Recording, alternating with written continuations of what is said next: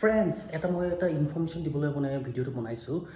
আমি যে ঘড়ী পিন্ধোঁ, তাৰপিছতে মোবাইল ইউজ কৰোঁ, তাৰপিছতে আৰু টিভি আছে, AC আছে, এইখিনি বস্তু যে আমি ক'ৰ পৰা আনো, মানে ক'ৰ পৰা মেনুফেকচাৰ হৈ ইণ্ডিয়ালৈ আহে। ধৰক ভাবকচোন, আপুনি চাইনাৰ পৰা আহে, কিছুমানৰ ভিয়েটনাম পৰা আহে, বেলেগ জাপানৰ পৰা আহে, তাৰ পৰা আহে। তাতে যদি হঠাতে আপুনি এদিন কিবা টিভি চাই আছে বোলে ব্লাষ্ট হৈ গ'ল, তেতিয়া কেনে হ'ব ভাবকচোন। সেই তেনেকুৱা এটা এনেকুৱা ঘটনা এটা হৈছে লেবানন দেশত। আপোনালোকে গমেই পাইছে, 17 ছেপ্টেম্বৰত এটা ঘটনা ঘটাইছে লেবানন। তাতে মানে কি ঘটনাটো হৈছে মই আপোনাক কৈ আছোঁ। ঘটনাটো মই ডিটেইলছটো জানিছোঁ আৰু ডিটেইলছটো আপোনালোকক ক'ব বিচাৰিছোঁ। লেবাননত আপোনাৰ তাতে এটা গ্ৰুপ আছে, হাজবুল্লাহ নামৰ এটা সংগঠন এটা আছে। তো এই সংগঠনটোৱে ইজৰাইলৰ লগত মানে বহুত বছৰৰ পৰাই মানে ভাল নাপায় আৰু বেয়া পায়, ঠিক আছে। তেনেকুৱা এটা ৰিলেশ্যন আছে, ভাল নাপায় মানে। তো মানে কি, হাজবুল্লাহ মানে এটেক কৰিব বিচাৰে, ইজৰাইলে হাজবুল্লাত এটেক কৰিব বিচাৰে, হাজবুল্লাৰ মেম্বাৰকেইটাক। তো সেইকাৰণে মানে হাজবুল্লাৰ য'ত মোবাইল ইউজ কৰাৰ সেই বস্তুখিনি মানে তাত বেন কৰি দিছে। হাজবুল্লাত মানে মোবাইল ইউজ নহয়, কাৰণ মোবাইলটো গ'লে আপোনালোকৰ লোকেশ্যনটো গম পোৱা যায়, লোকেশ্যনটো গম পালে এয়াৰ ষ্ট্ৰাইক কৰি দিব পাৰে। তো হাজবুল্লাৰ মেম্বাৰ কিছুমান মানে ডেথ হৈ যাব পাৰে না, সেইটো কাৰণে তাত মানে মোবাইল ইউজ নকৰে। তাত পেজাৰ্ছ বুলি এটা বস্তু আছে, এই ডিভাইচটো, এই বস্তুটো সিহঁতি ইউজ কৰি আছে। এইটো কোনো নেটৱৰ্ক নালাগে, এইটো জাষ্ট প্ৰাইভেট নেটৱৰ্ক এটা আছে। প্ৰাইভেট নেটৱৰ্ক, তাৰ পৰা এটাৰ মানে পেজাৰ্ছৰ পৰা আৰু এটালৈ মেছেজ হ'বলৈ প্ৰাইভেট নেটৱৰ্কত যায়, সিহঁতৰ প্ৰাইভেট নেটৱৰ্ক। আৰু সেই নেটৱৰ্কে নেক্সট আৰু যাৰ পেজাৰ্ছ আছে তাৰ ওচৰলৈ চেণ্ড কৰে তেনেকুৱা এটা মেছেজ। এইটো বহুত পুৰণা এটা ডিভাইচ আছিলে, আগতে ইউজ হৈছিলে এনেকুৱা। তাত মানে ফোন একো নাহে, অকলে মেছেজ আহে। আৰু 5000টা পেজাৰ্ছ হাজবুল্লাহ মেম্বাৰে বনাবলৈ অৰ্ডাৰ দিছিল আপোনাৰ টাইৱান কোম্পানীক, ঠিক আছে। তো টাইৱান কোম্পানীত অৰ্ডাৰ দিয়াৰ পিছত জানুৱাৰী মাহত আহি গ'ল 2024।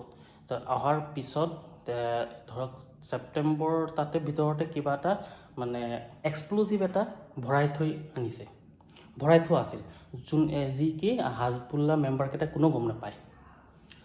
তো তাৰপিছত যেতিয়া 6 মাহমান পিছত, এই ছেপ্টেম্বৰ 2017, ভাল এটা টাইম দেখি এটা বুজি শুনি এই ইজৰাইলৰ পৰা মানে এটা মেছেজ দিছে।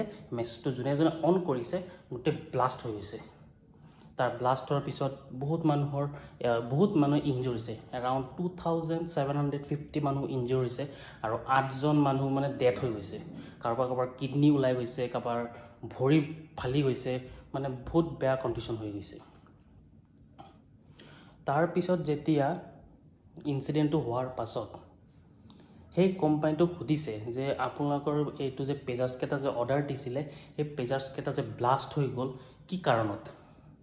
কোম্পানীটোৰ নাম হ'ল গ' এপল' ফাউণ্ডাৰ, ঠিক আছে। তো গ' এপল' ফাউণ্ডাৰ হাছু সিং কোৱাং ক'লে যে যিকেইটা পেজাৰ্ছ ব্লাষ্ট হৈছে সেইকেইটা টাইৱানত মেনুফেকচাৰ হোৱাই নাই, BSC কনচাল্টিং কোম্পানীয়ে বনালে। আৰু এই কোম্পানীটো হাংগেৰীৰ কেপিটেল বুদাপেষ্টত বনাইছে। আৰু বেলেগ তদন্ত হৈ আছে, সেনেকুৱা কি হৈছে কেছটো। মানে এই ভিডিঅ'টোৰ পৰা মই এইটো বুজাব বিচাৰিছোঁ যে আমি যে এতিয়া কিমান গেজেট ইউজ কৰি আছোঁ, চব চাইনাৰ পৰা হয়। মই যোনটো মোবাইলেৰে শ্বুট কৰি আছোঁ এইটো ধৰকচোন আপুনি চাইনাৰ পৰাই কিছুমান মেনুফেকচাৰ হৈ আহিছে।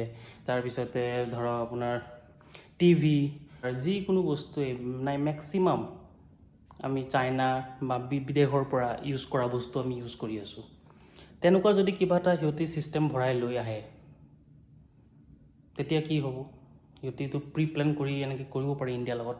তো সেইকাৰণে এটা যে কথা কৈ আছিলে যে মোদীয়ে যে আত্মনিৰ্ভৰ ভাৰত, এনেই কোৱা নাই, ডিজিটেল ইণ্ডিয়া এনেই কোৱা নাই, কিন্তু একচুৱেলি এইটো ছাকচেছ হ'বলৈ বহুত টাইম লাগিব।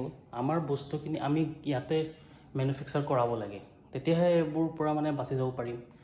আমি চায়েন্স টেকন'লজি ইউজ কৰিছোঁ ঠিক, কিন্তু তাৰ মানে ডিছএডভান্টেজ বহুত বেছিহে লাগিছে, সেনেকুৱাই হৈছে। তো এইটোৱে আছিল এটা জাষ্ট ইনফৰ্মেশ্যন, এটা ভিডিঅ'। আপোনালোকে ভিডিঅ'টো চাই কেনে পাইছে জনাব। Tata, bye bye.